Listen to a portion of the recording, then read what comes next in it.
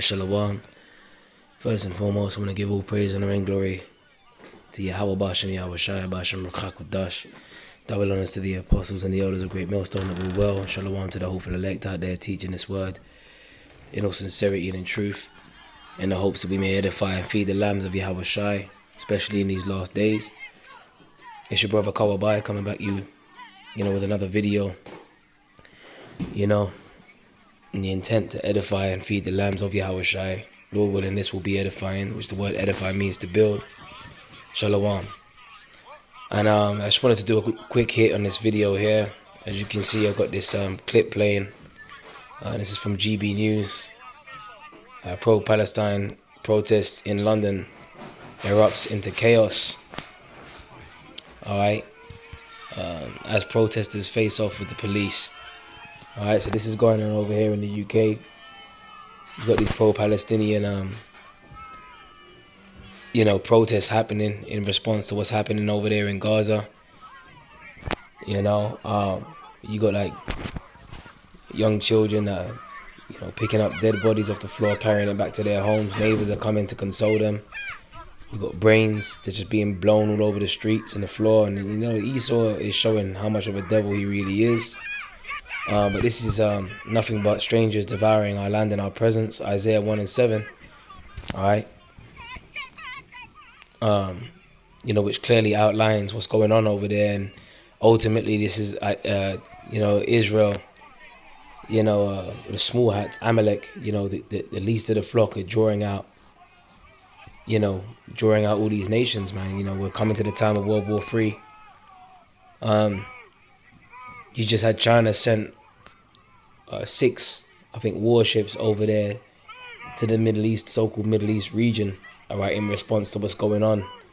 And they're trying to say that it was just for like a little drill, or but at the same time, joint exercises, a little drill that they're doing. But really, you got the tensions brewing over there. You got Iran getting involved. You got Hezbollah getting involved and all kinds of things, man, in response to what's happening. So we're pretty much, if we see that World War III is brewing, and we know that the chip is right around the corner, because the chip has to get pushed, before, the Third World War. All right. But I wanted to focus on specifically in this video, the reason why this is going on is because ultimately the Lord is doing all of this. And another reason why is because the Lord said it was going to happen. It's a part of biblical prophecy. These protests, which a lot of these people are on the side of the Palestinians, and that's all a part of biblical prophecy. And what I wanted to do is I wanted to get a scripture just outlining that exact point in 2 Ezra 9, which says, "He answered me then and said, measure thou the time diligently in itself." So we're supposed to be in the spirit of measuring the time diligently, It says, "And when thou shalt see it." And how do we measure the time? We measure the time, through the accuracy of biblical prophecies. The things that we see that's happening on mainstream media or alternative news media outlets. We filter that through the scriptures, and that's exactly how we measure the time. Whether it's Esau, their tongue falling upon themselves, and they're pretty much telltale and all of what's going on with the elites behind the scenes and what they really planning to do with their NWO. They're pretty much spilling the beans on Esau's plans. The scriptures speak about Esau has been made bare in these last days. Jeremiah 49 and 10 goes into all of that. So this is exactly how we're supposed to measure the time.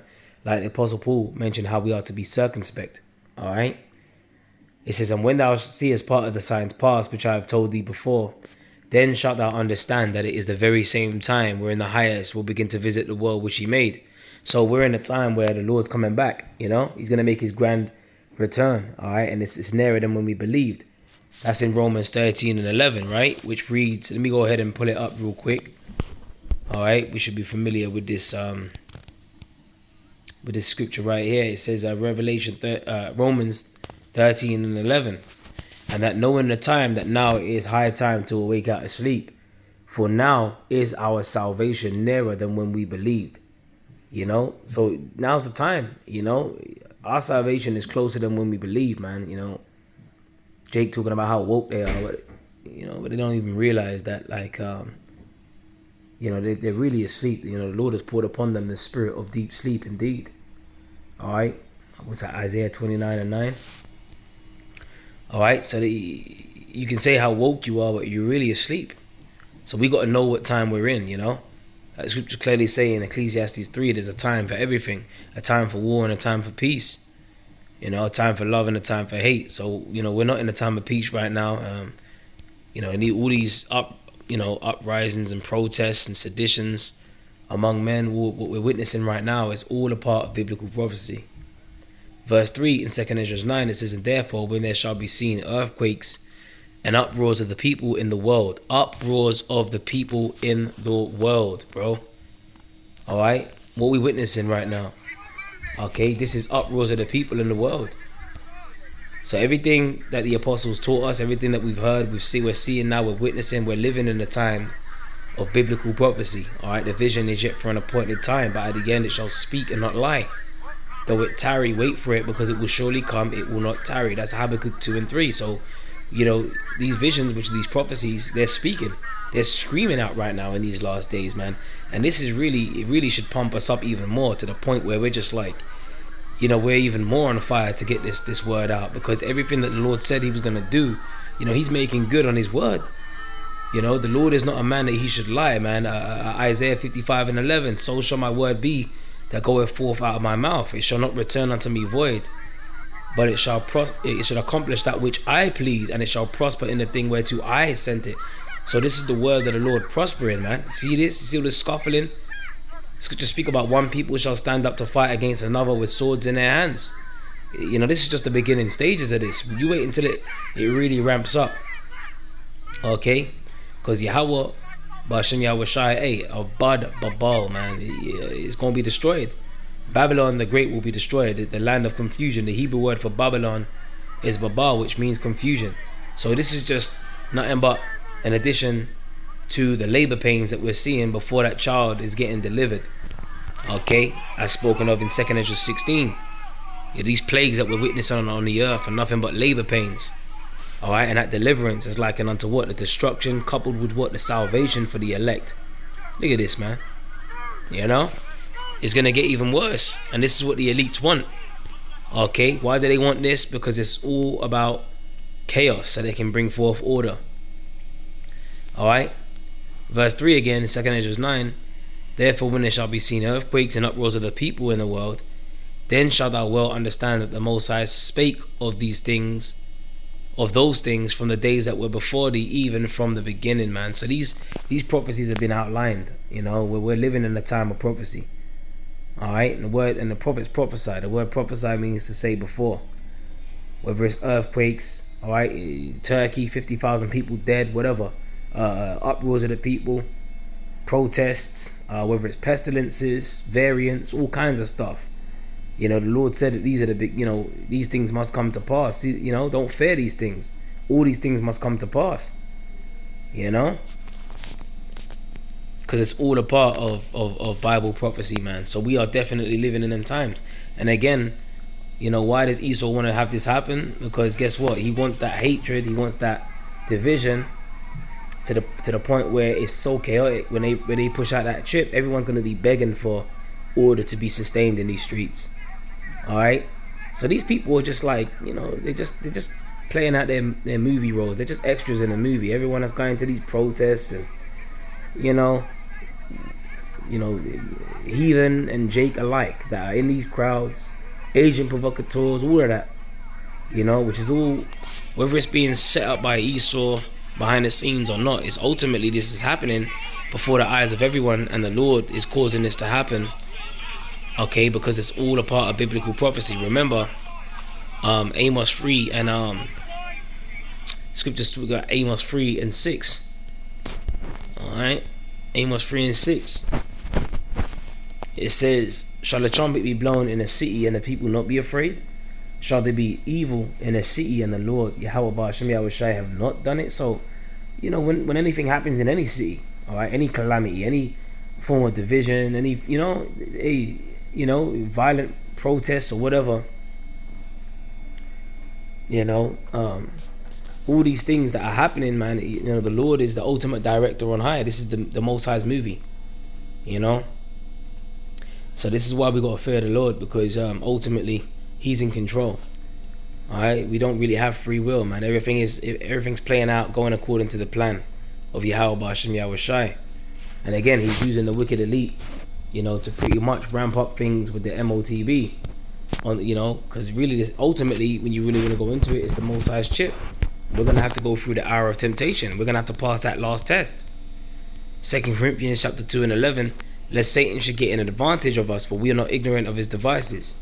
Alright, so Esau's going to ramp things up on the left hand side, and the Lord is using Esau to do that for the sake of biblical prophecy. So we can't get caught up in what's really going on amongst the masses of the people. We have to just keep our eye, you know, and meditate on these prophecies, man.